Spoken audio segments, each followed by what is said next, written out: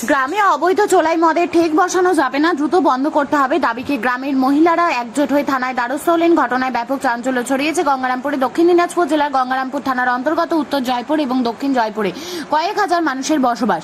অধিকাংশ মানুষজন কৃষিকাজের উপর নির্ভরশীল, কিন্তু এলাকায় সকাল সন্ধ্যায় চোলাই ঠেকে বসায় যুব সমাজ আসক্ত হচ্ছে বলে অভিযোগ। পরিবারগুলিতে আর্থিক সংকট নেমে এসেছে, এমনকি পুরুষরা নেশাগ্রস্ত হয়ে বাড়ি ফেরায় বাড়ছে নিত্যদিনের অশান্তি।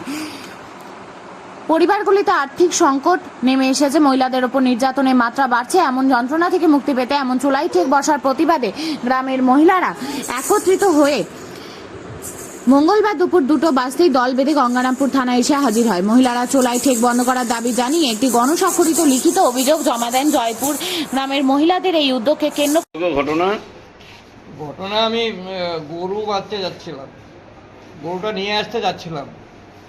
তারপর ও আমার দিকে খুব করে তাকাচ্ছে আর কি, ওই শ্রীদাম।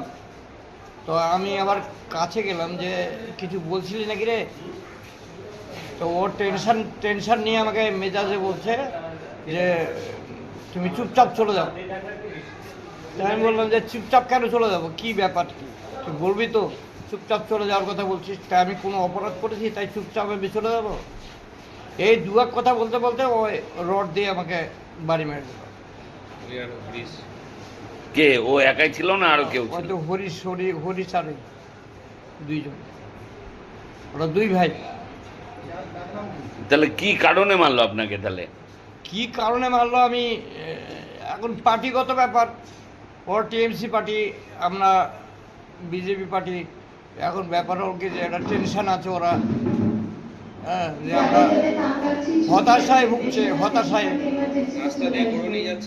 বললাম কি ভোটের সামনে তো দারুণ দারুণ ইয়ে করছে, সন্ত্রাস সৃষ্টি করছে এরা ভোটের টাইমে। হ্যাঁ, সেই রাগে। আপনার নাম? আমার নাম স্বপন কুমার কর্মকার। হসপিটালে এসো? হসপিটালে এলাম আজকে। আমাদের ওখানে আমার প্রতিবেশী কাকা স্বপন কুমার কর্মকার, এবং বাড়ি থেকে ফোন আসে যে স্বপনদাকে নাকি কেউ মেরেছে। তো আমি বুনিয়াদপুরে ছিলাম, আমি এখানে দৌড়ে এসে দেখি এবং তারা বলে যে হসপিটালে নিয়ে যাওয়া হয়েছে। তা আমি দেখতে আসি এবং দেখি যে স্বপন কুমার কর্মকার, আমার প্রতিবেশী কাকা, তার মাথা থেকে প্রচুর পরিমাণে রক্ত বেরোচ্ছে এবং মাথাটা ফেটে গেছে। তারপরে আমি যারা হসপিটালে নিয়ে এসছে আমার ভাইরা, তাদের কাছে জানতে পারি যে ওখানে হরিশ সিংহ এবং শ্রীদাম সিংহ, এই দুজন যারা অটোমেটিক্যালি একটা ব্র্যান্ডেড মাস্তান, মানে আমাদের এলাকার পুষ্পা বলা যেতে পারে, তারা অটোমেটিক্যালি ওই আমাদের ন্যাংরাপির চত্বরে এই নির্বাচনের আগে থেকে একটা ত্রাস সৃষ্টি করে রেখেছিল এবং এখানে একটা সাধারণ নিরীহ মানুষকে ভোটের আগেও তারা মেরেছে, ভোটের পরেও তারা মারছে। তো আমি এখনও শুনিনি কী কারণে।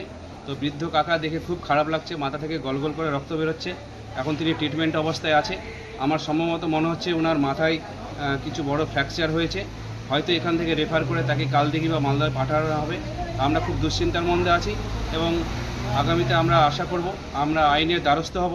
এই ধরনের দুর্বৃত্তরা, এই ধরনের যে সন্ত্রাসবাদী ছেলেরা পাড়া গ্রামে ঘুরে বেড়াচ্ছে এবং সাধারণ মানুষকে মারছে, তার জন্য উপযুক্ত ব্যবস্থা হয়, তার জন্য আমরা আইনের কাছেও যাব। থাকতে যাচ্ছে।